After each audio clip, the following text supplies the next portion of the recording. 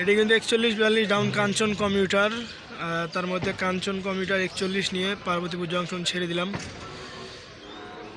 ধীর গতিতে পার হচ্ছে, কারণ ট্রেন চালু করে আবার দাঁড়াইছিল, মানুষ মিস করছিল। তাই আসলে লোকাল ট্রেন হলেও একটা সুবিধা আছে যে কেউ যদি মনে করে প্ল্যাটফর্ম থেকে ট্রেন ধরতে না পারে, তার জন্য ট্রেন দাঁড়ায়।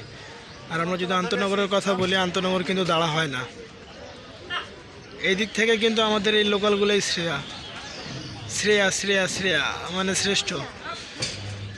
তো পরবর্তী স্টপেজ কিন্তু কাঞ্চন কমিউটারের আমরা সবাই জেনে থাকি মন্নতপুর, তারপরে কাউগা, তারপর মন্নতপুর, তারপর চিড়ির বন্দর, তারপর কাউগা, তারপর দিনাজপুর।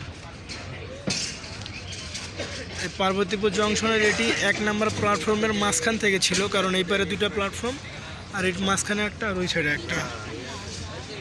এই পাশে পঞ্চগড় আছে, এই পাশে যা। এবং বর্তমানে আমরা রয়েছি কুড়িগ্রাম, রংপুর, চিলাহাটি, নীলফামারী, সৈয়দপুর, দিনাজপুর, ঠাকুরগাঁও, পঞ্চগড়ের মাঝ বরাবরে। এটি কিন্তু ব্রড গেজ, আর ওই যে মিটার গেজ রয়েছে ওই পাশে।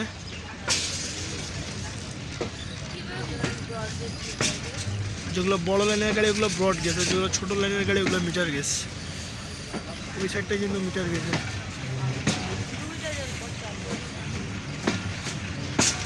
এইভাবে যদি পুরো বাংলাদেশে থাকতো যে ডাবল লাইন দেওয়া রয়েছে, তাহলে আর ট্রেনগুলো বিলম্ব হতো না।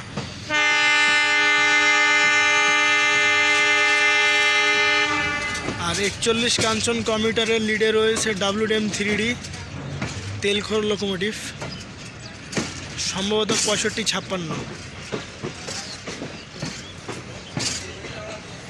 এগুলো হইতেছে ওই যে কুড়িগ্রাম যাওয়ার রাস্তা, ওটি কুড়িগ্রাম যাওয়ার রাস্তা, ছোট লাইনটা যেটা ওই পারে চলে গেছে, লালমনিরহাট, কুড়িগ্রাম, রংপুর।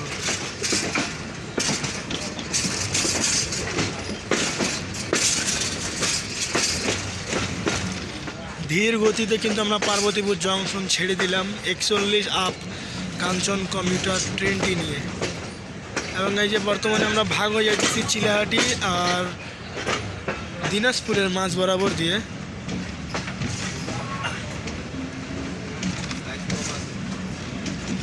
আমরা আসছি এদিক দিয়েতে, আমরা সোজা আসছি ওই যে আমরা আসছি ওই রাস্তায় এবং যাইতেছি এই রাস্তায়। ওই রাস্তায় আসছি, এই রাস্তায় যাচ্ছি। আলাদা ওটা চিলাহাটি যাওয়ার রাস্তা এবং এটি পঞ্চগড় যাওয়ার রাস্তা। চিলাহাটি যাওয়ার রাস্তাকে আপাতত ক্লোজ।